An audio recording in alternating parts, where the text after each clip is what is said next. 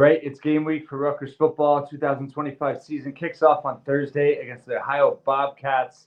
Scarlet Knights coming off a 7-6 campaign, 7-5 overall in the regular season, then losing the bowl game to Kansas State. David Anderson back with us. We're just gonna riff. We're just gonna talk about the season. It's not a structured season preview, but wanted to, enlighten your Monday morning for our thoughts. We've gotten a little bit of flack recently, our last episode, that we were kind of negative towards the team this year. Want to kind of clarify that a little bit. Want to talk about some, reasonable expectations, the floor, the ceilings, strengths and weaknesses, all that, but just do it in kind of a off the cuff way. We're not working off the timeline. We're just going to talk. So we feel like that, can work. Maybe it won't, but appreciate you tuning in. David, let's just start. Rutgers, coming off of what they did last year with so much roster turnover on the defensive side, improving the skill positions on offense, we think, with guys like DT Sheffield and Campbell in the backfield. What is your, overall kind of initial thoughts going into Thursday and where this team sits within the Big Ten structure going into the 25 season? Yeah, I think they're a middle of the pack Big Ten team, which in some years, if things break right for you and other teams maybe disappoint, you're the 7th, 8th best team in the conference. It's also possible that the conference could be very thick in the middle and your record puts you in, 13th or 14th place, but you're really not a bad team, right? Like, I think that, a lot depends on how the other teams come out this year, because kind of to your point, Rutgers isn't the only one facing a lot of this turnover. And I do think, kind of like we saw in 23, so 2 years ago, a lot adjusted in terms of expectations as the season progressed. Like, it started early, I was like, oh, maybe we can beat Michigan, or, oh, maybe we can knock off Wisconsin. Then, kind of things happened, and then it was like, well, once they're 6-2, well, you got to get more. And ultimately, they didn't get more until the bowl game. But I feel like this year, we know going into it that there's probably going to be a lot of those adjustments and recalibrations as the season goes on because of a lot of the turnover. Because to your point, the offense loses possibly their 3 best players from a year ago, but they have guys who can play, who have experience in those roles. And other than in the case of Holland Pierce, they have guys who might bring a different element than a Dymere Miller or a Kyle Monangai does in certain situations. So I think it's hard to say. And, that's why really you got to trust some of the guys who are at practice a little bit more to see like what even if they're not allowed to talk about it, you can tell if they're optimistic or not. But again, I think we're in for a roller coaster ride of a season this year, which I got to eat crow a little bit, because I said last year, like, it's actually nice to be on a roller coaster rather than just, your ho-hum Iowa 8-4 every year type thing. And they gave us, be careful what you wish for 2024 Rutgers football season. So what about you? Do you feel like this is just buckle up, or like, what's your thought on that? I'm honestly curious, big picture for this season, for this team, is identity. What is the identity going to be on both sides of the football? Because I think they could be different on both sides than we've seen in recent years under Schiano. And, we've talked about Schiano coming back 2.0 and trying to, is he different? Is he the same? It's kind of evolved a little bit over time. I think it was really encouraging last year when Rutgers did get rolling in that second half of the year. You saw the offense take a major step forward. You saw them open up the playbook. You saw them throw the football more. And I think that was super encouraging. You saw the defense step up in moments where, they were able to make big plays in a way that at times, especially in the first half of the year, they really weren't doing that. So really encouraged overall, even though there were missed opportunities against Illinois and Kansas State and how the team finished. The question now is, can they build from that, and can they do that in a different way? As you mentioned, Monangai's gone, Pierce is gone, Miller's gone. Can Ian Strong take that next step and be an all Big Ten receiver? Can KJ Duff kind of be the Ian Strong of last year? Can DT Sheffield be Dymere Miller, or a little bit more explosive in certain cases? Can Campbell be that passing threat out of the backfield that we've yearned for years? Can Antoine Raymond take that next step forward? Can the offensive line, that core in the middle, take another step forward? Can they stay healthy? Cali McManus, he doesn't get a ton of respect in the Big Ten. Can he prove he's the top half of the Big Ten quarterback? Shiraka, third year, how much does he evolve as a playmaker? I really enjoy listening to him and his philosophy and how he approaches things. And I think he's going to have confidence with this offense, I think, going into the year in terms of what they're going to be able to do. And I think I'm hopeful we'll be able to see some more intricacy, some more kind of mature play calling, trusting the players a little bit more and putting them in positions to really make big plays. Because I think they do have playmakers despite, obviously losing Miller and Monangai. But I think it's also defensively. You have a totally new defensive roster. We haven't been able to generate takeaways or much pressure in years past. How does Jabome step up now as a proven kind of leader of the defense? Some of the younger guys in the secondary, can they replace the stalwarts that were there the last 3 years? There's a lot of question marks for this team. I think there's plenty of reasons for encouragement, but I think if they are successful, I think it's very likely they could be doing it in a slightly different way in terms of balance, the run pass on offense, and also the way the defense approaches things. Yeah, Scarlet Rogue podcast last week, I guess it was, basically posed the question, is Rutgers effectively built like a Big 12 team? Mm-hmm. And I think that's an interesting question because, to your point, when you think Big 12, and this was mentioned by him in the episode, it's like they're a team that's going to have to be able to move the ball on the ground or in the air because their defense is a lot of times going to have to figure out how to be opportunistic, right? They don't have the horses on the defensive line. They have a lot of pieces, but they don't have like 3-4 guys like a Penn State does who's just going to just maul you and get into your backfield, both run again and pass. And so, I think college football is kind of going that way, and Schiano and Shiraka and Rob Smith have to embrace that a little bit. Like, I'm not saying get away from their fundamentals, but that's what we're talking about. And then the other thing I just want to highlight with my Penn State analogy is kind of to your point about the negativity or what perceived negativity is. Mm-hmm. This isn't 2020. We're not grading on a curve. Right. Like, yes, we're comparing Rutgers to Rutgers from last year, but I'm not comparing Rutgers to Rutgers 2018. I'm comparing Rutgers, to your point, to legit Big Ten teams. And so any criticism that I'm making is when I'm trying to put it in the context of like, how does this compare to other Big Ten teams, which is where Rutgers needs to be. Mm-hmm. And I think, if we look back at the podcast in 2023, like we came out in those position previews, like very optimistic, mm-hmm. or at least painting like what is the glass half full. And Rutgers met pretty much everything, and they went 6-6. So just because we seem more optimistic, I think this team's better than they were 2 years ago, without a doubt. I agree. But I'm not saying that year we're just like, are we optimistic they can get to a bowl game? And this year it's like, yeah, but I think that the team has a higher ceiling than that. Whereas that year, like everything had to break right for them to even finish 6-6, really, which it did and more.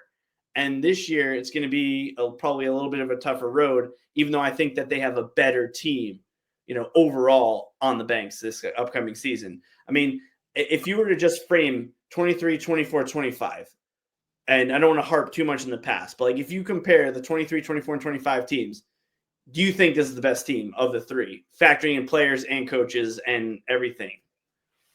I mean, I think it could be. I don't think it is yet, to be honest, because I think they don't have the experience at this level as a team and a lot of key guys that you're going to need to be key contributors.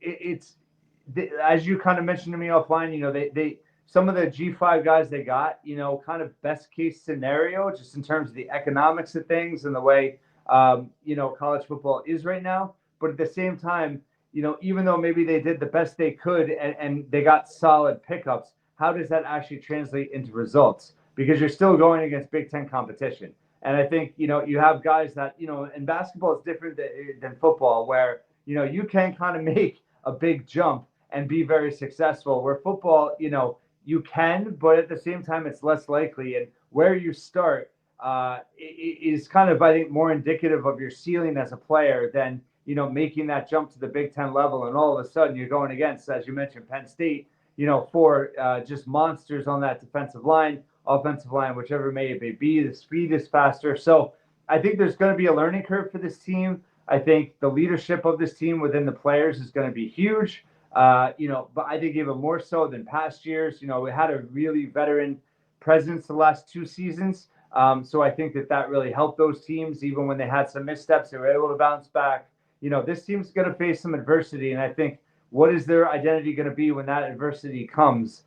When you have, so many new faces here. Obviously, Calic Manis is he's the face of the program now. He's the leader. The offense, as you said, could put up a lot of points this year. But at the same time, the continuity on this on both sides of the ball. Also, special teams we haven't really talked about, but special teams took a major step backwards last year. They were a strength for so long. I think that hurt them more last season than we want to talk about. And I think it's going to be really interesting to see how that's addressed. Obviously, you mentioned the coaching staff shakeups a little bit on the defensive end, strength and conditioning. But what philosophy changes do they have on special teams? I think, yes, this could be the best team, the most talented team that he's had the last 3 years. But I think, in my opinion, it's too early to say that. And I think that's a little bit where I got some pushback. You're being negative.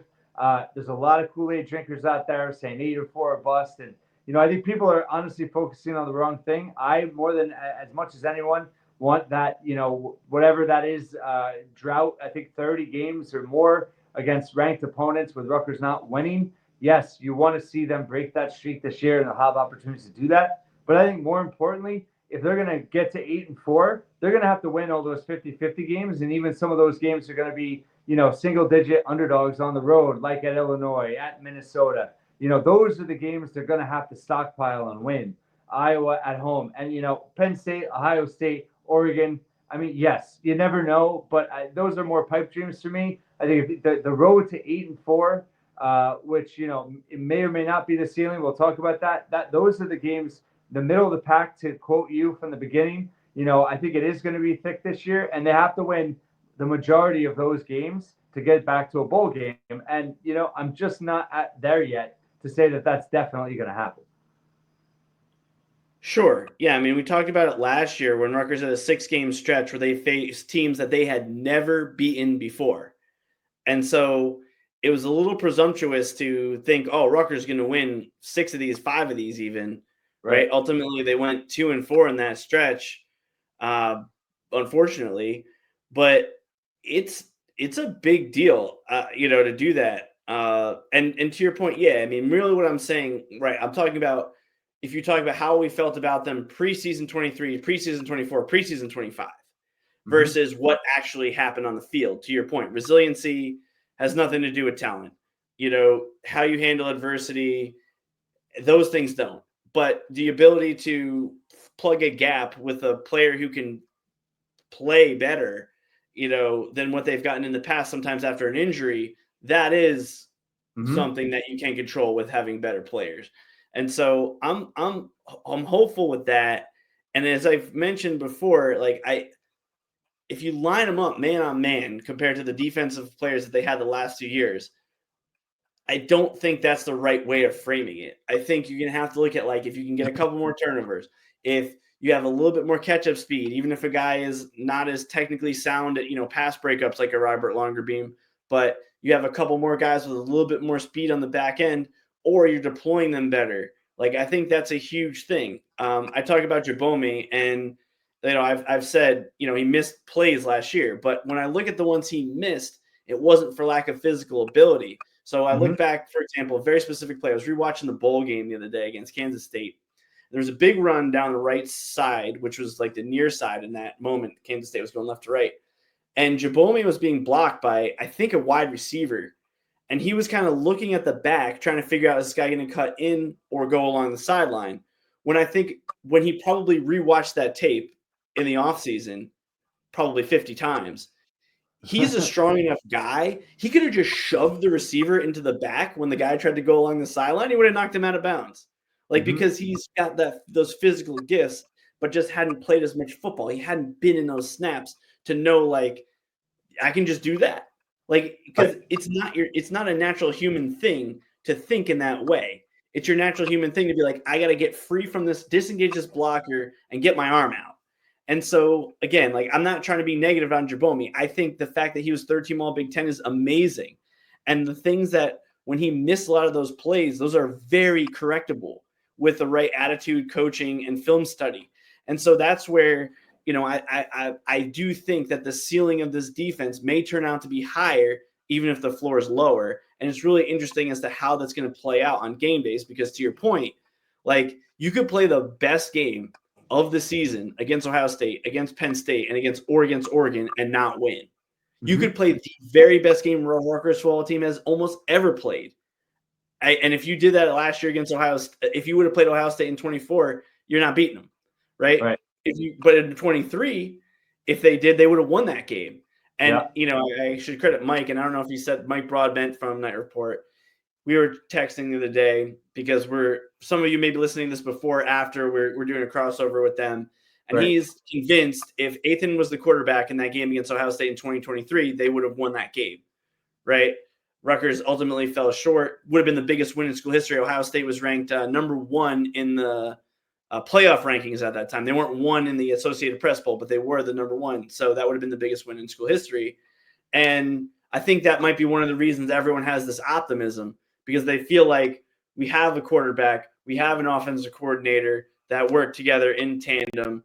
And so that's one of the biggest reasons for optimism going into this year. And, when you look at, again, a player with a physical upside of a Jabomi on defense, there might be some other guys like that, maybe a Doug Blue Eli, that if he hits his ceiling, you're like, this guy's going to be awesome. And so that's kind of where I think a lot of this is coming from.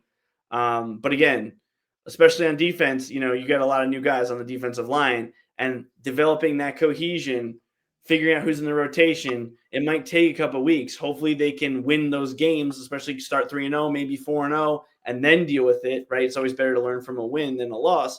But yeah, those are some of the open questions. But I mean, obviously defensive line jumps out. But to you, after that, what would be your second biggest question about this team? Well, defensive line is a big one. I think not only just the front line, the starters on defensive line, but the depth that they have. As we talked about ad nauseum, you need 8 to 10 guys to be able to rotate in the defensive line in the Big Ten. Do they even have 6? I hope they do. I think it's a fair question at this point to say maybe they don't. I don't know. So hopefully they can establish that. Aside from that, I think, defensively in the secondary is a big question mark. I think they have a ton of talent. I really like Sanders and Mascow, and obviously Jet Elad comes with major credentials, big time speed. They could be an elite secondary in the Big Ten, but I think how they just kind of how Schiano kind of schemes for them, how they're utilized, the positions are put in. Can this defense prevent the big plays that they allowed last year, which wasn't a problem in 23, huge problem last year. So even just like, it's kind of twofold, right? You're looking at kind of the ceiling for them, but you're also looking at just some things that they can improve on from last year as a defense would overall improve this team's ceiling quite a bit with the offense that we think they're going to have. The defense, can they prevent big time plays? I think the secondary last year really struggled. A lot of that had to do with injuries, but I think a lot of that had to do with a lack of speed also. So I think there's hope with this secondary that there is more speed and that they're going to be able to hold up. But I also think on the offensive line, the tackles, I think that's a huge question mark for me too. Obviously you mentioned Holland Pierce. Needham is back. He's been through some medical recoveries, surgeries, what have you. But I think can the offensive line, because I think the offensive line, and it's obviously always the case, but if they can't hold up, then all of a sudden Kalik Manis, right? He doesn't have the time. We saw what happened against Nebraska last year when the offensive line got destroyed. So if they suffer a couple key injuries early, it does raise some concerns going into Big Ten play. So I think overall for me, aside from the defensive line, it's the secondary. It's also the offensive line. Sure. Yeah. I mean, talking about we're recording this after Ryder Langsdale has been announced that he is out for the season. And there was a lot of hope that he gave them another option at one of the tackle spots, especially if you could plug him in at left tackle. very decorated season a year ago at a lower level. But yeah, I mean, the glass half full on that is they have 6 offensive linemen who have started a Big Ten game that they have won. Yeah. And for Rutgers, there's probably the only time they've ever had that in the history of since joining the conference, right?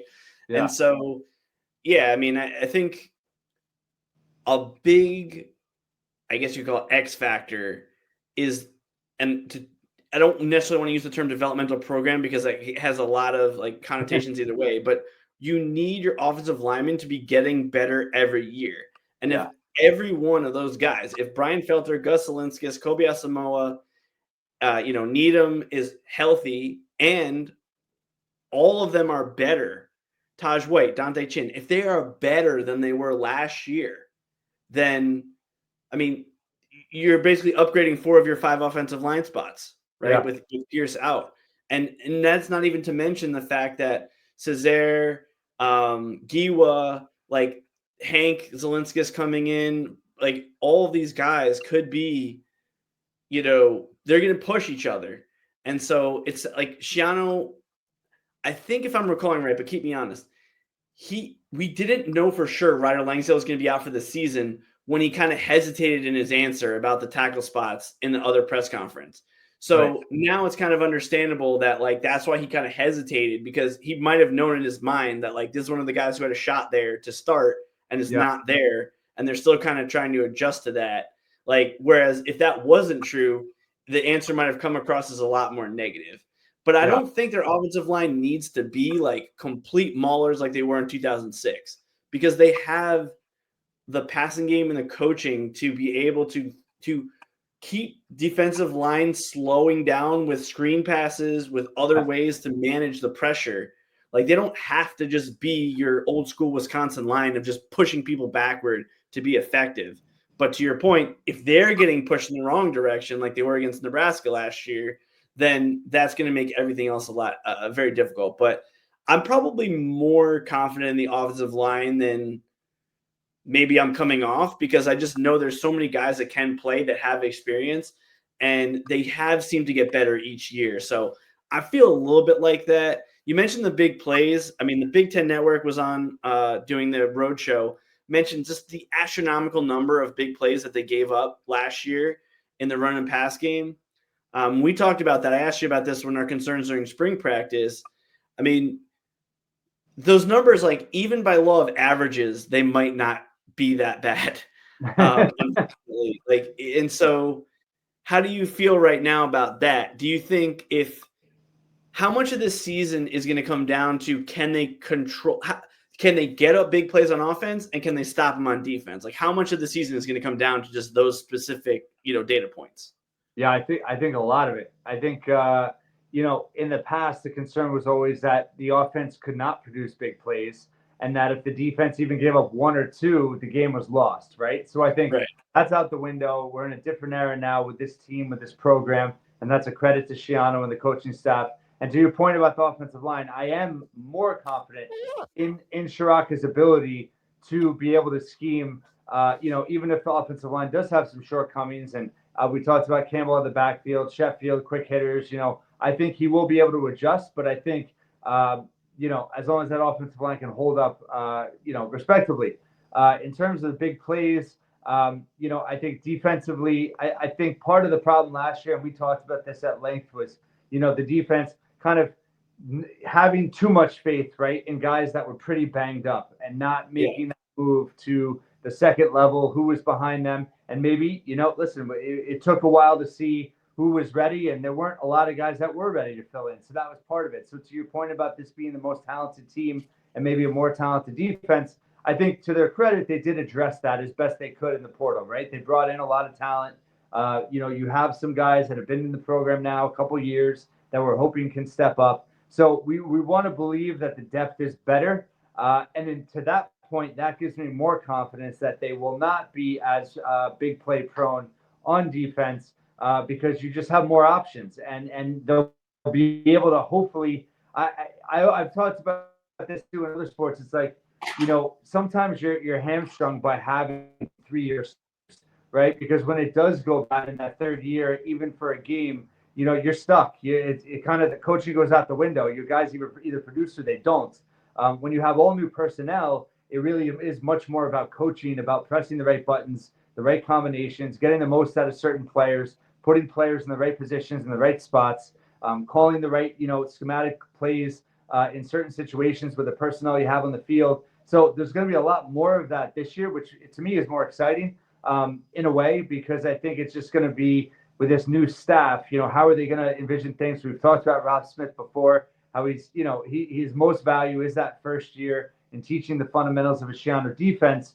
But I think, yes, I think a big part of this season is, how much can they play ahead, right? With an offense that could enable them to play ahead versus having to play catch up because the defense is giving up big plays, and it's a back and forth. As fun as 38-35, 45-42 is, can Rutgers win a game 28-13 because they went up 14-0 and they were able to then control the football and the defense held the line just enough to win the football game. So I think, yes, that's going to dictate a lot of what can happen. What are your thoughts there? But also, I guess, what are you most confident in this team going into the year? Well, I'll start with the first one, which is, we talked about this a lot with that Maryland game last year, where Rutgers ended up winning 31-17. I thought it was the best they had played in a decade. But even then, a lot of that was a product of Maryland was in positions where they had to go for it on fourth downs. They instead of kicking field goals, whereas in retrospect, they would have had enough time pop 2 of those field goals, and then they would have came down to Rutgers, trying to stop them from a touchdown at the end and maybe a 2-point conversion. But by playing ahead, you force the other team to burn more timeouts. You force them to be in these situations where they have to make a choice. And sometimes those choices backfire. Maybe going for it on fourth down near midfield sets you up with a good position, and you get a free 3 points out of it, basically, by just moving the ball 10 yards. So and then when you look back, I think we undervalued that. Like Rutgers, the people remember the Louisville game in 06 because Rutgers did make a big comeback. But even that North Carolina game earlier in the year, they played from ahead. They played from ahead against Illinois, who they played from ahead against the year before and blew it. So, I think we might undervalue how getting out early in games can make that. I think you asked. So then the question of what do I feel most confident in? The thing I feel most confident in is that if Rutgers is trailing or they're in a tight game, but things are not working on the offensive side, that they are more open-minded into how they address those problems. And I think last year, the big awakening for that was the Nebraska game, because it felt like they kind of used all the wrinkles they had, the fake field goal early on, not being able to punch it in 8 times from inside the 10. And later in the season, we saw that was not as much of a problem. They had slants to Ian Strong. They had fade routes that they were working. They had Duff drawing double coverage, and then another guy's wide open routes. They had, and because of that, the run game was more successful in the red zone. And I feel like they're going to be more willing to trust a variety of guys and a variety of things. Well, again, whether they're trailing, which allows you to make comebacks and at least make it interesting, which usually doesn't work out, right? Comebacks you don't usually come back, but at least giving a chance. And sometimes things will break your way. And in college football is a game of momentum. So sometimes you're down 21 and, like we saw or 17, like we saw in the bowl game, and then Kansas State kind of got rolling and they had the momentum, late in that game. And so I think that's where I'm most confident, is that Rutgers has the personnel to do it. They have the coaching skills to do it. And they have the coaching mentality to say, hey, if we have to change this up in game, we will do it. Right. And I think early in the year last year that was a little bit of a concern, whereas, that they do have that. And we harped on this ad nauseum, especially even 2 years ago. The Michigan State game was kind of an anomaly in how they were able to make that comeback, special teams, bizarre plays. They were kind of outplaying them anyway, just not on the scoreboard. And so, but other than that, they didn't have that ability to make a comeback. Last year, you saw sprinkles of it, at times. Minnesota was a comeback win. UCLA, they did give themselves a shot.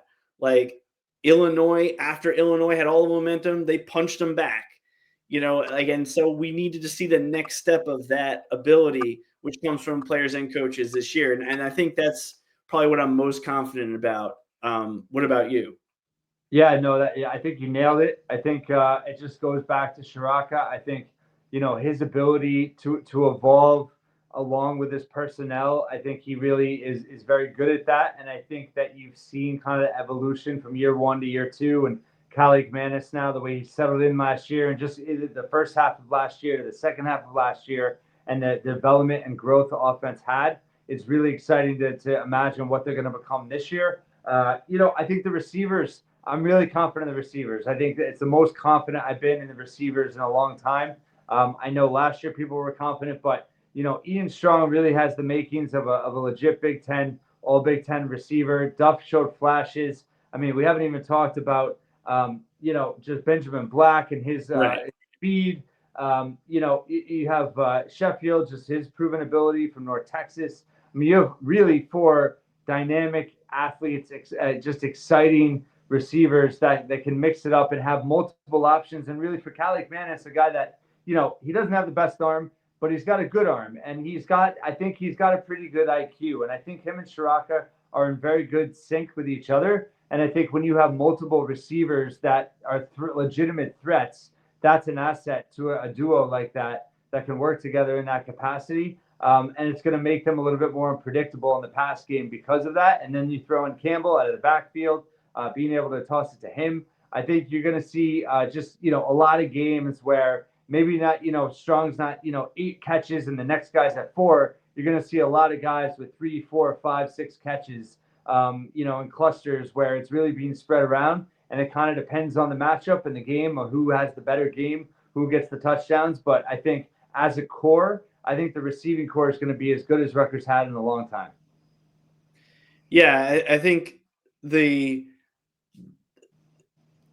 it's listening to a lot of these other preseason podcasts for other teams. Everyone thinks their receivers and running backs are good, except the New York Jets, right? Everybody pretty much comes into a season thinking like, hey, we've got this. But you have guys with a proven track record and the physical ability, like you're saying. And that is something that we haven't always seen. The only time in my lifetime we've ever seen this was really like that 2011 timeframe when you had Harrison, who didn't have the best hands, but like he was a blazing speed, big guy who could stretch a defense. So even if he didn't make a lot of catches, he's still contributing to the game in a way, right?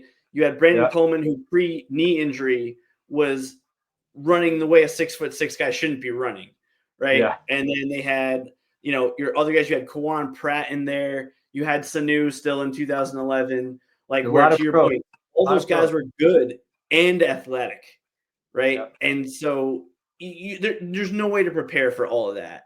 Teams kind of have to be like, hey, if you can complete a bomb to Harrison one-on-one and he catches it, you're going to win. Like, ultimately, he dropped that one against Louisville, and I guess it was 2011 when Gary Nova was one of his first starts. That would have been a huge win in that season, and then they would have won the outright Big East title potentially with that win.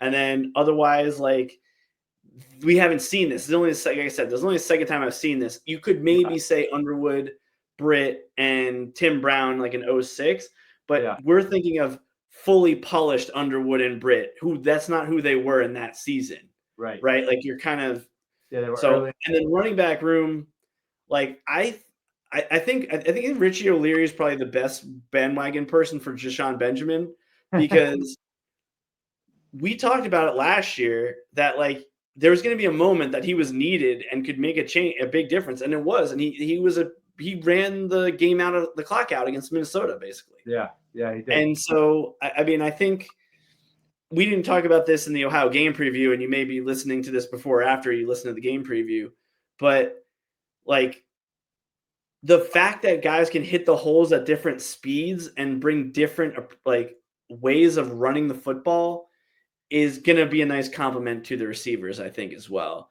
Yeah. And you're just giving yourself an option that if any of the true freshmen, skilled guys, play, it's because they had to legitimately beat out a good guy, right? They're not just going to be forced into action like, feel bad for him, Hunter Hayek, who's like a borderline walk-on true freshman guy who's like your starting slot receiver, and you're throwing fades to him like a complete moron. Like this, if Vernon Allen or Jordan Houston or Michael Thomas or Sage Grafenright, any of them, or Mitchell or whoever, if any of those guys play, it's because they're legit. Right. And that's, I think, one of the other coolest things about this. And again, every podcast you watch is going to say they feel that way preseason, but we actually have the receipts to back it up. But to your point, I think it's a testament of how the program has developed and grown in recruiting, player development, and roster building. To your point earlier, is this the most talented Rutgers team that Schiano's had? The wide receiver room, that's a great argument as to why it could be. Right. Because, like you said, guys that do end up playing that, coming in as freshmen, they're not just being bumped up because there's a major hole and it's a need and there's really no one else to put them there. And Rutgers was in that way, in some degree, even, the last couple of years with Schiano, just guys that, they still had a hole here or there in either side of the ball. So I think that their depth-wise definitely seems the best it's been. But yeah, receivers, very excited about, running backs you touched on. I think Raymond has shown flashes as well. I think, Raymond's ability to kind of be a third down back, I think, in terms of getting the tough yards and also being a blocker in passing situations is going to be really important. I think Campbell, can he do that? Because he, obviously his playmaking ability, they need him on the field. But let's shift a little bit to the defensive side of the ball, just in terms of, I guess, what do you think the high mark is for this defense in terms of if it all comes together the right way?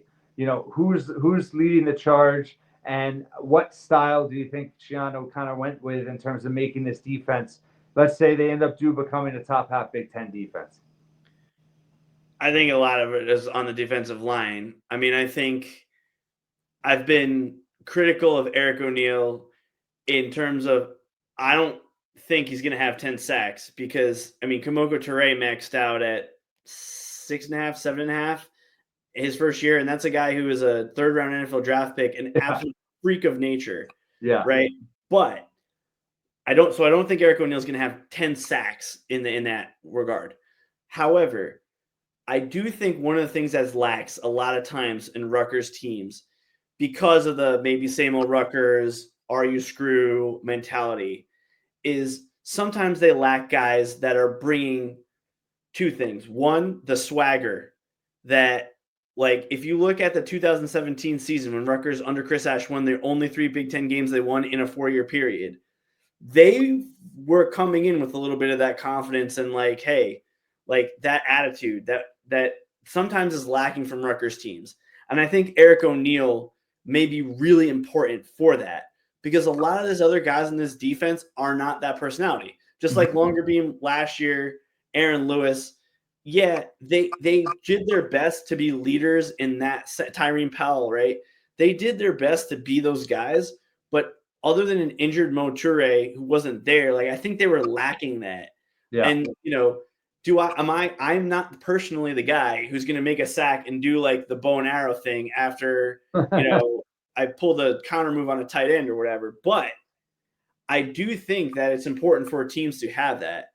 The other thing, again, if I'm harping on O'Neill, because again, we're talking about the ceiling, right, is also a need for guys to just have a couple guys who play like a complete wild man. Yeah. And when you look at the defense last year, same thing. Who on that defense, other than once in a while Keontae Hamilton maybe, or even Jordan Walker, who when I rewatched the tape late in the year, he was a lot better than I realized. Like he was a big reason that they won 3 of their last 5, then could have been 5 out of 5. Like he was really doing a good job. Other than them, most of the other guys are kind of like a controlled type of player. And it's the same in basketball, right? Like you could have you need somebody who's going to play like a GD Wildman, like in the movie Necessary Roughness, and talking about, Ed Gennaro. Like, you need a couple guys who are just like psychopaths, and they need to not be getting personal fouls, but like that energy. It's two parts, right? The swagger part, as well as the like, dude, I'm gonna make this offensive lineman block me. Like, even if I'm not going to get to the quarterback because I know he's releasing it in 1 second, I'm going to make this guy work for it. Like, and so I think if Eric O'Neill is able to be used selectively in those situations, I think that can be contagious. But I don't think it's going to work if he has to play every down. So like you're talking about like the ceiling is that they have enough guys on the defensive line that, Walker's not playing 100% of snaps. Bradley Weaver's not having to play 100% of snaps. Some combination of these guys gives you that when this guy comes in, he's given 100%, and he doesn't have to pace himself. He can take a play off if he's hurt. You don't have to keep him out there like they did too often, like with Julian Pinnock-Sodrick type thing. And if everything breaks right, it's all going to start up front, and you're going to be able to get that from your defensive line. And then sometimes your defensive backs can bring a little swag too. They have to have short memories. And I'm with you. Like, I think the variance in where the defensive backs are going to play is a little smaller. Whereas I think the defensive line, there's a pretty low floor, but there could be a pretty high ceiling with them. And that's kind of where I see this defense going. Because linebacker, I love the linebackers, but like we saw last year, it's not a premium position. And you got to be really, really, really good as a linebacker to be a game changer. Whereas at the defensive back spots and the defensive line, you can just be slightly above average and wreck a couple games. Yeah, really good points. I think, with O'Neill, with Weaver, I agree with what you're saying. I think it's really there's one thing we've seen, right? Even with guys like Aaron Lewis, as big as they are, as physical as they are, Rutgers' defensive line has gotten worn down, towards the end of the season because they haven't had that depth of having 8 to 10 guys. And I think that's a concern this year. And I think the size, right? I mean, O'Neill's size, can he go head to head and make headway against, Big Ten offensive tackle, when Rutgers needs a stop? I think that's where the ceiling comes into it. If he can do that, if he can get off the edge and make a big sack, in a third down when the team's driving and, it's fourth quarter and the game is on the line, then yeah, the defensive ceiling goes way up. I think also, the secondary, the swagger you're talking about, you're right. But last year's defense, just even though they had all those returning guys and obviously injuries had something to do with it, they did not have the swagger that we thought they would have. And I think you missed that. I think, even though he was not consistent and part of that was health too, Wesley Bailey was a guy that brought that swag, right? When he had that speed off the edge and he made a big play and it just amped everybody up. And obviously Motsure made big play after big play, but they need energy guys. They need big play guys. I think Jabome has that ability. It's not his style, right? To be like, flaunting it, but he can make big plays. And I think they're obviously going to need that a lot out of him. But, the Kaj Sanders, the Jet E lads, how many, can they step in front of a pass and make a big play and run it back and, turn things around in a way that Longerbeam did at times last year. And I think Rutgers as a whole defensively, just making impact plays in key spots. It's not just about preventing the big plays. Right. It's making the key stops. They can give up 400 yards in a game, but they can also, they can hold the team to 17, 21 points. Rutgers is going to win a lot more games, 28-21 than they have in years past. Maybe more than that, even 35-28. I mean, maybe I'm being too conservative. If they give up 28 points a game, but their offense can score 30 plus, they're going to be okay. So I think it's the key moments. Can this defense make key plays at key moments that are winning football plays for this team? I think that's a big question mark, obviously. Yeah, I mean, when I look at, again, floor ceiling type of thing, we've talked about this before. The way your team bottoms out is 4 things. Quarterback injury when you don't have a reliable backup, which I think they have. Offensive line not having depth, which we think they have, because we know the drop-off isn't necessarily like there's other years past where their 5 starters were good, but the next guy up maybe not have been. Like that's one of the reasons the 2010 season imploded, right? Yeah. And I feel like pretty good about that. Defensively, there's a little bit more variance, right? Because I'm pretty optimistic that Rutgers isn't going to get bulldozed up the gut, because a lot of those big plays came on perimeter runs. And I've said this a couple times to you, to Larry K on Night Watch, is like they've got Zaire Angoy. Keshawn Griffin's proven that like he should hold the line a little bit. Like they shouldn't just be completely bulldozed in the middle. So the one that's the biggest X factor in that regard is the defensive backfield, which, you know, I mean, I'm dating myself here, but like 95 Rutgers team, they had the offense. They had Ray Lucas, who was an NFL quarterback, right? They had other guys who were NFL players on that offense and even in the front of their defense. But the secondaries just got burned so many times. And it wasn't for lack of speed.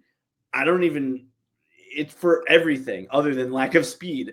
And like, that's the question mark for this team. And I think a lot of times as a defensive back, you just got to have a short memory. And I think at times last year, they didn't. Sometimes younger guys have a shorter memory, right? Yeah. Because they're just like don't know any better. A lot of times you see this in baseball. And I feel like maybe this injection of just more new guys and everything might help, right? Because we talk about 2023, they were the last team in the nation to give up a 40-plus yard play. Yeah. The last in the nation. And then how many did they give up last year? Like a lot, right? So you're kind of, like Schiano would say, you're kind of a victim of the past and the future because you're thinking to yourself, dude, we're already like not where we were a year ago. But you had to just reset expectations like they did after that second bye and be like, okay, this is a new season in effect. And they took almost full advantage of that. I mean, 2 one-score games away from being 5-0 in their last 5 games. Yeah. And so how do they bottle that up, or how do they make sure that the coaches are pushing the defensive backs to maximize their ability and confidence levels, this year? And again, last year, I think the reason for it was I think that kind of became an afterthought because they were so worried about the injuries. They're so worried about, can Robert Longerbeam play? Can Eric Rogers play? Can Flip Dixon play? That you're focused on that and not focused on some of these other aspects of coaching that you need to do to have a successful team. And I that's where I'm curious as to where it's going to go. And then the other thing, just to wrap that point about, you mentioned earlier, playing guys who are hurt, it has 2 negative consequences. One, you're not giving guys reps in a loss that they could have already had. Right. Number one, like whether it be UCLA, USC, or whatever, Wisconsin. And then also you're getting your better guys more banged up. Yeah. So if you don't, it's a huge button to try to push because really you're just trying to get through that week, just trying to get through that game. And Schiano admitted in his interview with the Big Ten Network, like, you don't want to talk about injuries in season, but when you look big picture, you have to figure out what you can learn from it. And that's probably one of the lessons that he learned last offseason, or this offseason, depending on how you look at it. So to me, I mean, I guess anything else you want to say about the defensive backfield? I mean, whether it be about individual players, expectations, is Kaj Sanders have to be an all Big Ten player for them to be good? Like, where else? What are other things you think about on the defensive backs? Well, I think Sanders certainly showed signs last year of being a big play guy. I think Bo Mascow, right, a couple years now, he's shown signs. Jet Eli, the big.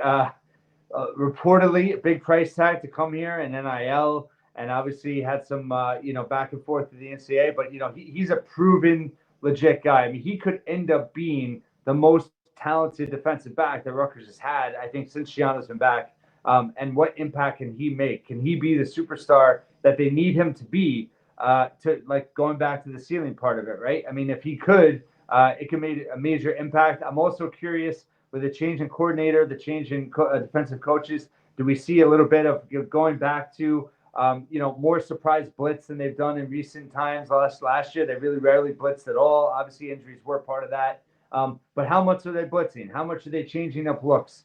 How much are they changing up personnel? I think there's an opportunity early on to really, the secondary, showcase some of that depth, right? And get reps for some of those guys that are a little bit green, that they're going to need to show up in November in those big games. So I think the secondary has a high ceiling for this team. And then I think just in terms of who they have coming back, obviously, you lost Longerbeam. I think the corners, how consistent can they be?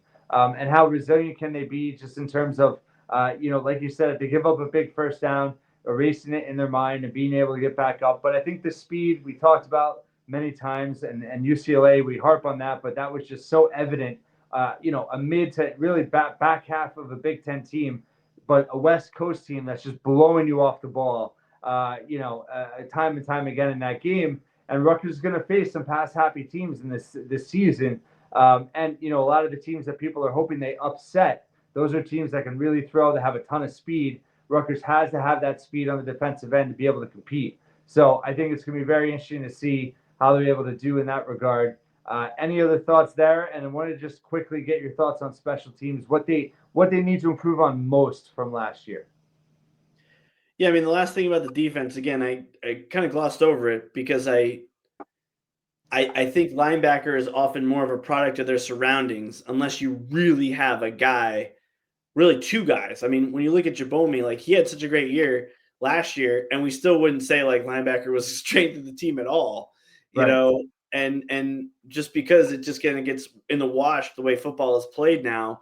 Whereas, if he played that way, and this was like the early 90s, like we'd be talking like this guy's an All-American, like and have good linebacker play.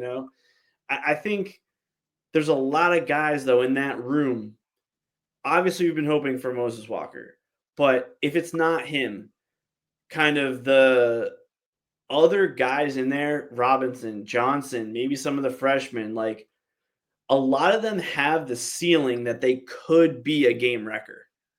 And I don't know if that's necessarily this season, but again, the idea of premium positions in the NFL is like your regular run-of-the-mill tight end or running back or safety or linebacker is blah. But if you have a guy who's like a game changer as a tight end or a game changer as a linebacker, like we saw Mo Toure was 2 years ago, like that completely changes the calculus.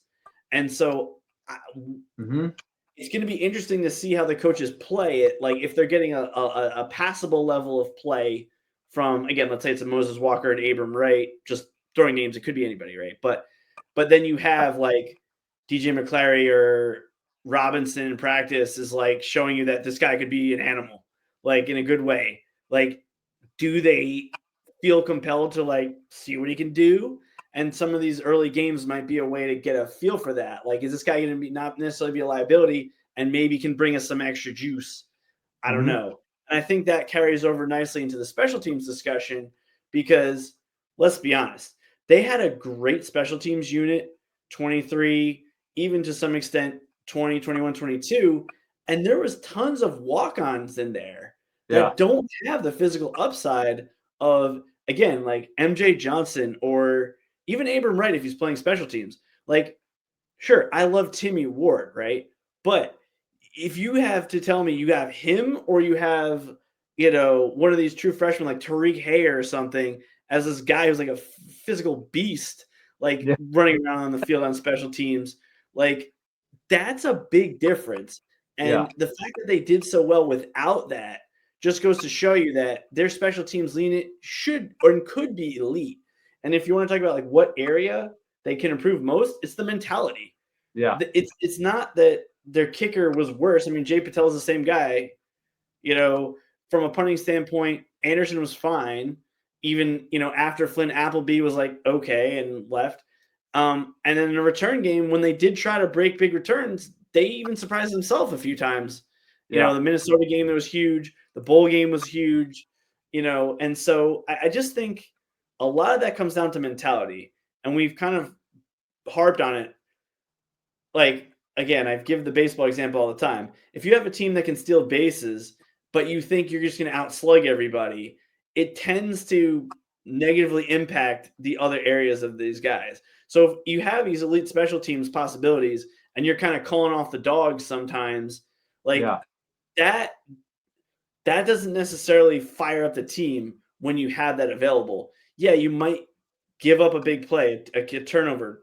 I get it. But I think the value in the long run, and this is one of the big things Schiano has kind of hinted at as well, is like they got away from their identity and they didn't realize how important that was to the success of the program in terms of how the rest of the team fed on a lot of those plays. I mean, the NFL, it's like 20% of plays are special teams. I don't know exactly the number in college, but like that's a lot of plays that it's a net positive for your team's energy flow versus if it's a net negative. And so I think, I don't think personnel, they need to make a lot of change. We don't really know who's going to be the return man. I get it. Obviously, you're going to have turnover on the coverage units. I get it.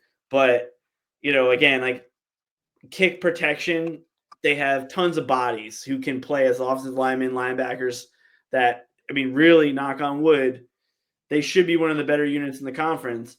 But being one of the better units versus being one of the best might be the difference in literally 1 or 2 wins or losses, when you look at it.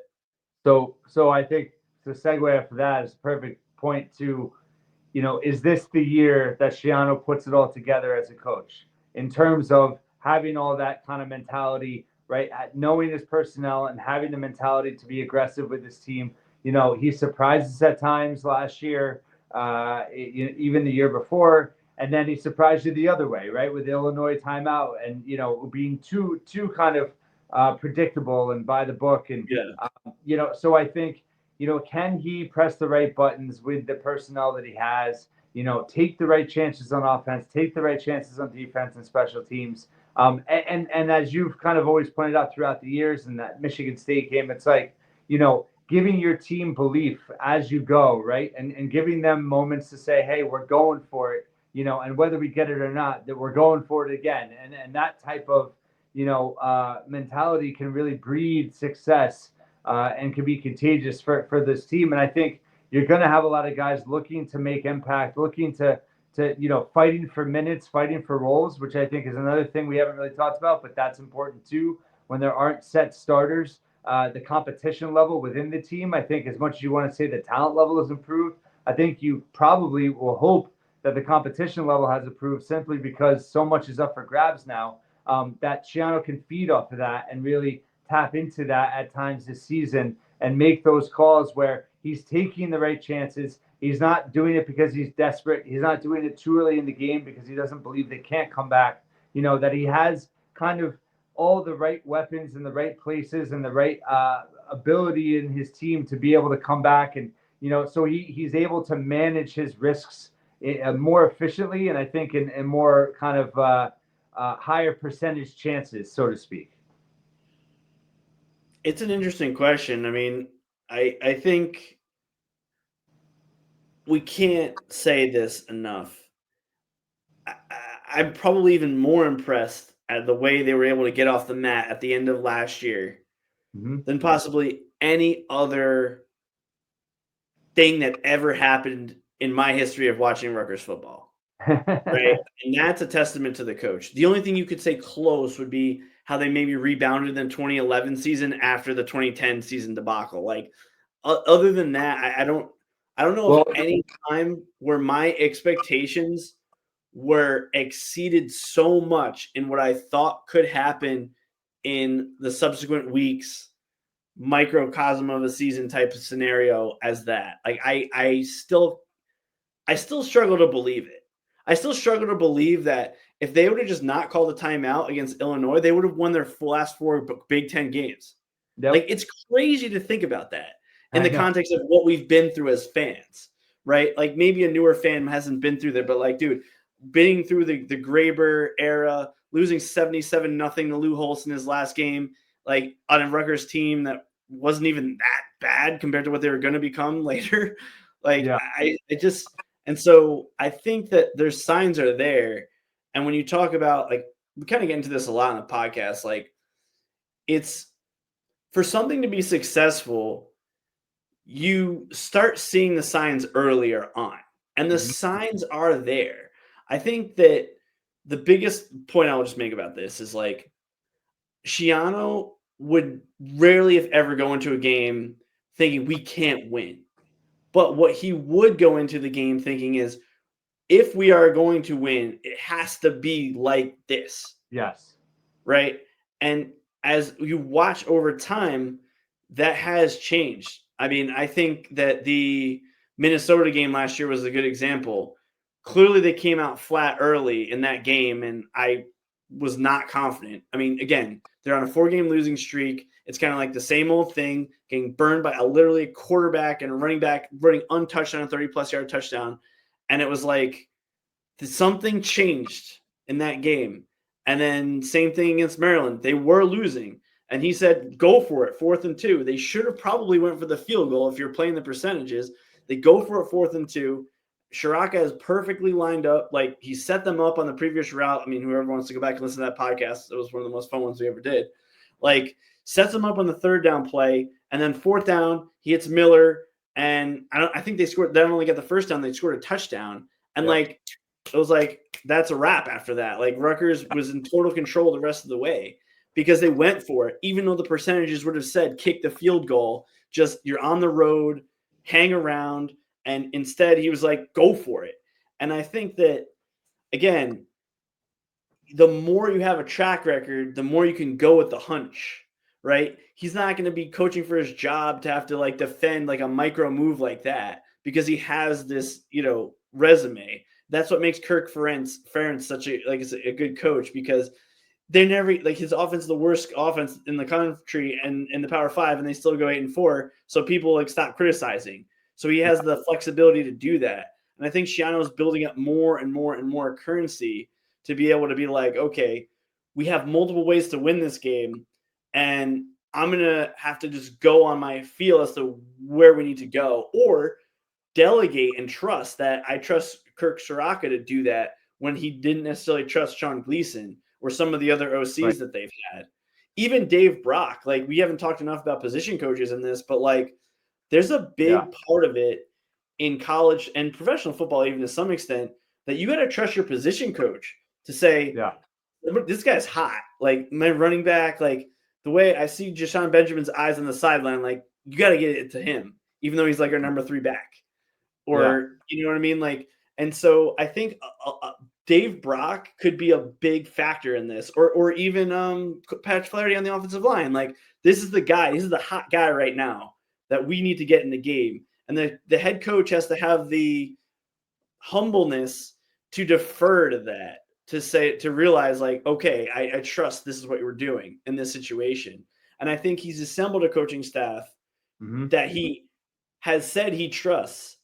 And that's what he's going to have to do. And I think if everything comes together this year, and again, everything coming together this year could be a 9-3 season. Like, they could be the best version of themselves and finish 9-3, and it would be awesome, right? But it is possible. And I think that would be the biggest reason why, is because you have the full-blown organization, top down, people you trust, making decisions, going like a military on the ground commander and not a general, 10,000 miles away making the call. Like, the guys in the moment, players, coaches executing, like, and that trust and the ability to have these different methods of doing it. Like in the past, I said, Schiano would have to come pull them back to earth and be like, no, we got to do it this one way. And I think the combination of this year, that's how you hit that perfect storm. Totally agree. I think the versatility on offense, personnel-wise, the experience of the coaching staff. I think if there's ever a year that Schiano, really puts trust in them and gives them I think we've talked about that in the past a little bit last season. It's like you have the guys, right? You have like, let him do it. Like, just don't be so conservative where you hold them back. Let him go win the game. And I think that the offense is perfectly positioned to be able to gain his trust and be able to go for it. I think defensively, how quickly he can get a pulse on things. Obviously, I think, to your point, you brought up Rob Smith in the past, even though we've overall, we're not blown away by the hire. Maybe that is where the value is. Schiano having that trust in Smith to kind of get the most out of the defense's first year. And it'll be his ability to kind of, Schiano be able to understand the personnel he has as quick as possible to be able to make those choices and those, tough decisions. Because listen, you have Iowa game 4, right? They have to know who they are going into that game. And best case scenario, you get through those 3 games, you're 3-0, you're at home on a Friday night, huge opportunity for the program. Iowa's coming in, Iowa pretty much who you kind of, set the bar to want to be. You mentioned Ferentz, Schiano, kind of, similarities there to a degree. So I think that's where the trust with the coaching staff, with the experience that they have, with the versatility, the different weapons they have, the ability to win in different ways, as we know, is so important that Rutgers has not had for so long. It's you win this way or that way or not at all. And I think this year it could definitely be different in that regard. So I think even us just talking, I'm getting more excited about this team. There's certainly some ifs, there's some question marks as every year. It's a tough schedule. Let's just kind of end it with floor and ceiling for this team. I know you just kind of said the floor was 9-3. Or the ceiling, yeah. Yeah, ceiling. Sorry, your ceiling's 9-3. Kind of give you a little more thoughts on that, and then kind of what you think the floor is. I think the ceiling's 9-3 because, like I said last year and every year, you got Ohio State, Penn State, and Oregon. And so even if you can pull off one of those upsets, which would be amazing, one of the best things that ever happened to us as fans, you're still probably going to have a clunker in there to somebody else. That's pretty much you watch almost any college football. I mean, look at Ohio State.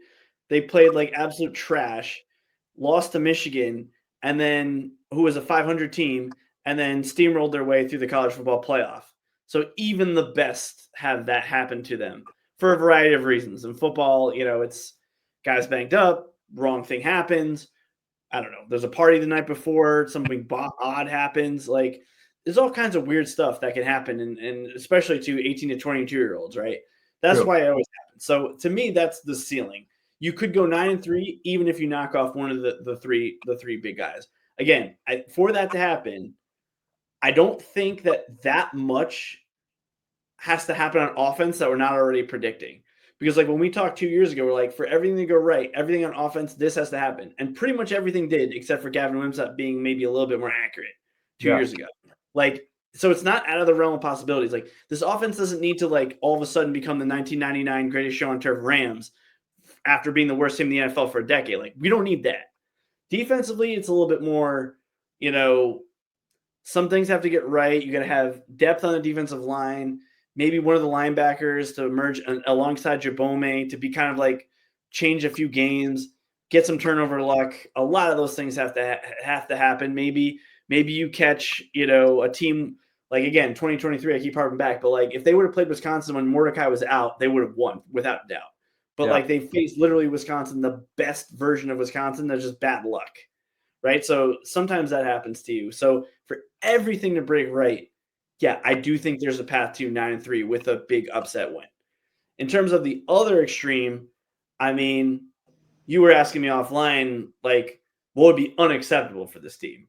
I think it would be unacceptable for this team to go 4-8 because even with everything we said, like you're playing, it could turn out that Ohio or Miami of Ohio becomes MAC champions and makes the playoff. Like these are well-coached teams that have some guys, and you're playing them early in the year when you don't know who you are. You don't have the depth advantage like you would playing them in week 10 when, they don't have the depth you have. Like, but that being said, like you look back at, I mean, even Chris Ash's 2017 team won 4-8, like, and they lost to Eastern Michigan. So like, you gotta be better than that. Like that would be unacceptable. I think not unacceptable that like Schiano and the whole coaching staff gets fired, but again, you have a backup quarterback. You have linemen. It's not just like one lineman goes down and you can't do anything. So to me, I think the floor is probably 5-7.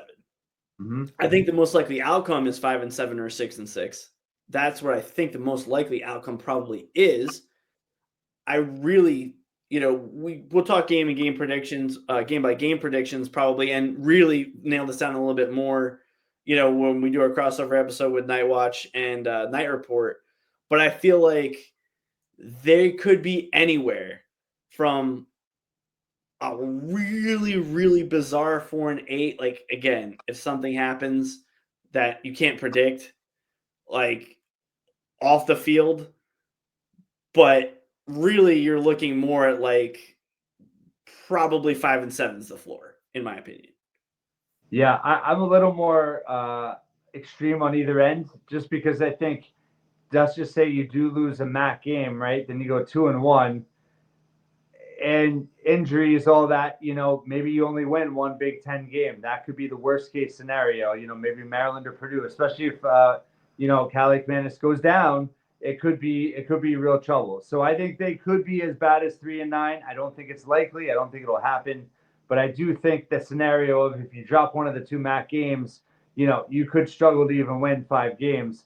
And then on the flip side, to your point, I think I look at more as like all the 50-50, 60-40 games, right? Some of those road games. If you win all of those, you chalk up the 3 huge upsets as losses, but you win all of those 50-50, 60-40 games, you could go 9-3. So I think, it's much fluctuation, but I think to your point, I agree. 5-7, 6-6 is the most likely outcome.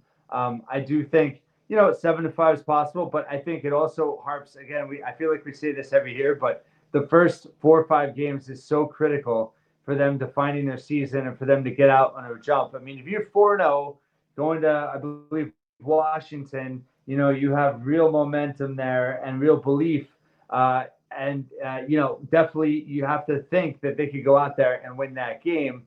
But then when you come back, after Oregon, then you have Purdue, Illinois, and Maryland back to back to back. That is such a huge stretch for this team. If they could sweep those 3 games, then you go in and you got gravy going into Ohio State and Penn State. So to that after point, a bye, yeah, right. So maybe to that point, maybe the ceiling really is 10-2 because if you go in that game, you're right, and you're 9-1, right? Who's to say that you don't have that maybe on senior day Penn State is the year? Who knows? So it's a tough question, but I think yes. If I had to bet on it, 5 or 7, 6-6. But listen, 7-5 and 8-4 would be huge. I think the way I want to end it, unless you have anything else, is more of just kind of the health of the program, the direction of the program. 6-6, 7-5. Yeah, 7-5 is better, but I'd rather go 6-6 than like 6-6 is more important than 7-5 versus going 4-8, 5-7. You can't have that step back. If you don't take as much of a step forward as you wanted, that's okay. If you can hold the line at 6-6, but you can't go backwards worse than 5-7. I think that could have real implications towards the future, Schiano 2.0, and obviously NIL and the new AD Kelly Zinn and the impact that she could have, and all the NIL they're trying to work on and improve on.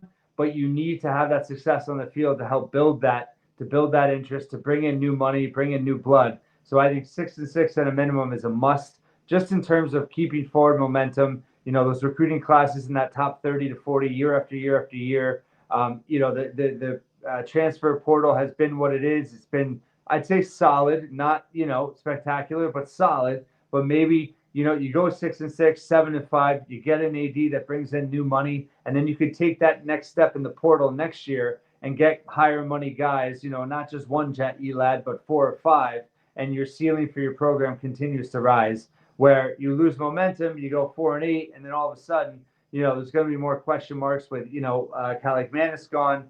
A lot of uncertainty in certain positions. The offensive line is going to be a lot different next year. So there really is a lot of pressure on this year, even though I think expectations rightfully should be a little bit less based on the schedule and based on some of that uncertainty on this team right now. Any closing thoughts? Yeah, I mean, I think I agree with probably everything you said. I would say maybe we disagree slightly on like the weight of certain things. Like the point now is like going to the bowl game matters less than the record. Whereas I think in the past, maybe it was reversed. I think the whole point of just like we talk about ad nauseum, I mentioned you'll be sick of me hearing it from me for some, if they've listened to people who've listened to every one of your podcasts ever, it's like you need to be in the anywhere between 10 and 50 in recruiting. You don't need to be 15th. You just need to be in like the top 45-ish regularly. And the way you end up out of that is by having one of these step back seasons. Yeah. Same thing with, so that's like kind of the more micro. The macro picture, like we've talked about, because we had such different experiences, is that people my age are lifelong fans and donors because Rutgers was good when I was in college.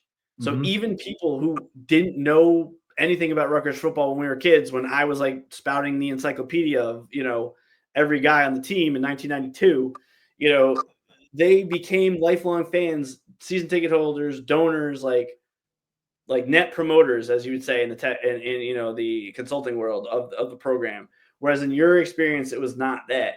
They have to win those home games, like make it so that people want to go. And that's where like that whole Washington win last year was more than just one victory because of that. And this Iowa game this year could be that as well. Yeah. And if you don't get that one, it doesn't mean the season's a failure, but you have to make sure you make up for it in other ways. Like you can't then, poop the bed against Purdue, even though it's in a tough spot against in the calendar.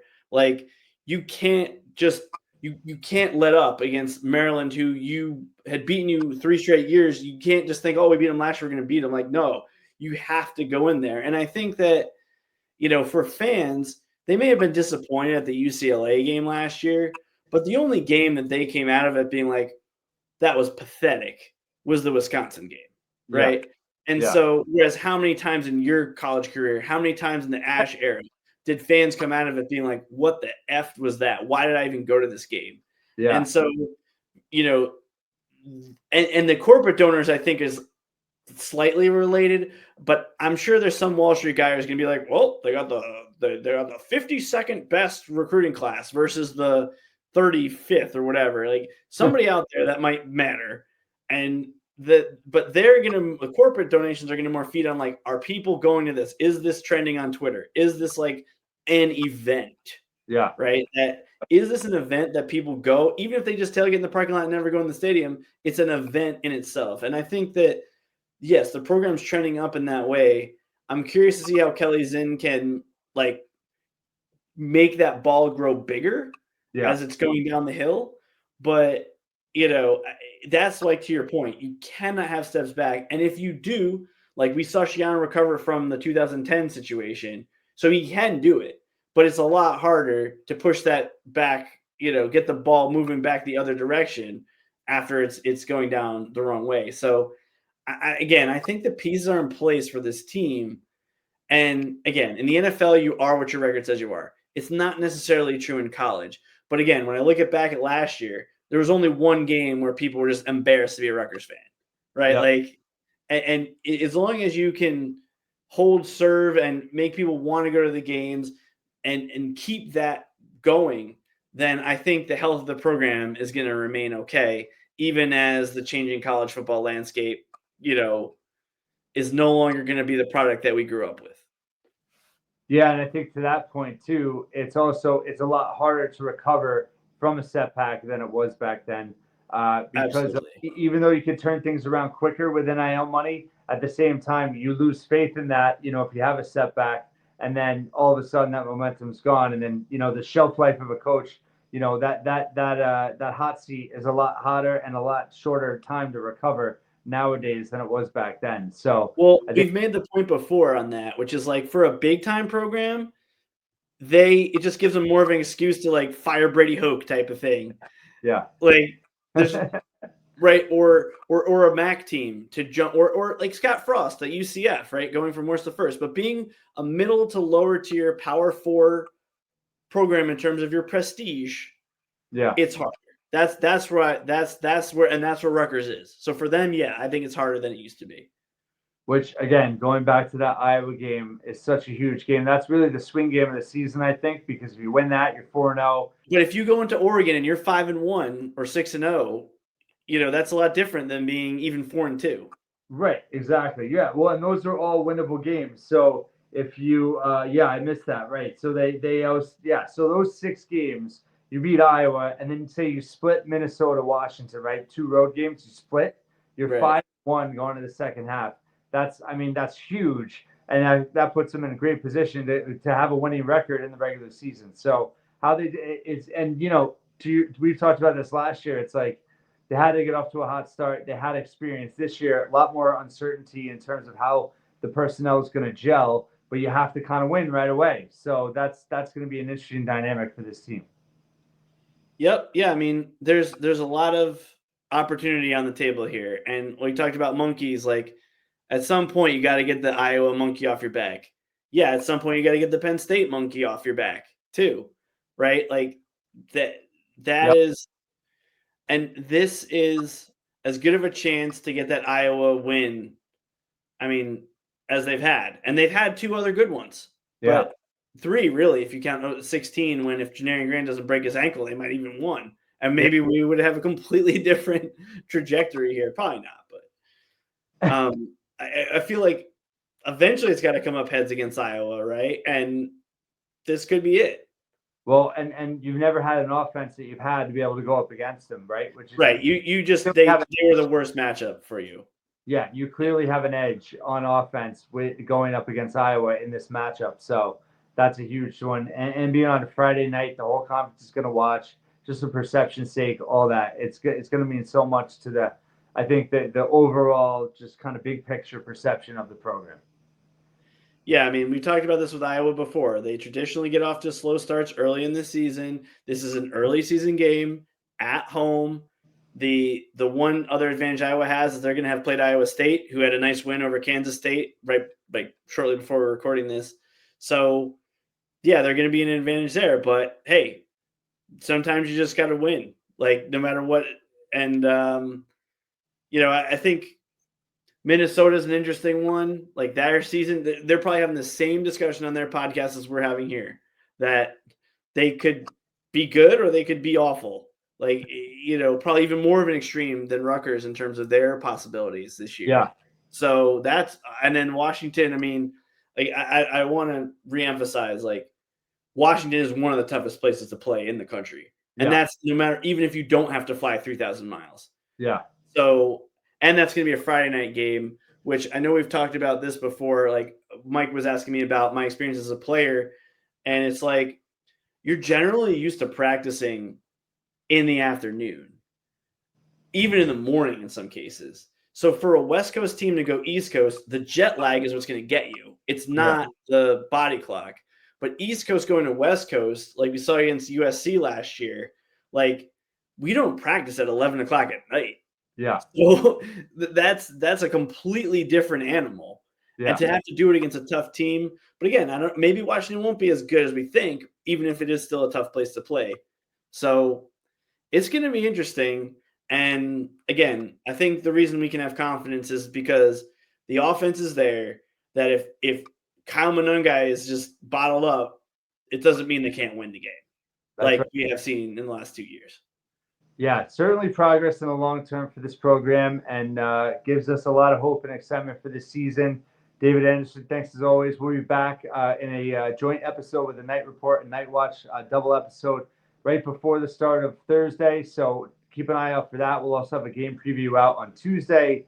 Thanks so much for listening. Hope you had fun. I mean, this is long. We wanted to be a long form. We just kind of riffed. We didn't really talk a lot about this before, but I think, both of us, we've been fans for a long time, and we want the best for this program. Just because we're critical or negative at times, it's because that's how we see it. And we're trying to, promote the best out of this program and push them. And I've talked about this before as fans. I think that's an obligation and that's a responsibility, is to want more success and to demand more success. And that's what we're here to do, is just to help see and want the program to push forward. And I think whatever happens this season, we've seen some real positive signs going into it. It's just going to be a matter of getting it done on the field. But I think the spirit of this program, the identity of this program, where it can go from the beginning of this season to the end of this season, certainly has us optimistic and hoping that we could see another step forward in 2025. Thanks so much for listening and watching once again here at the Scarlet Faithful Podcast.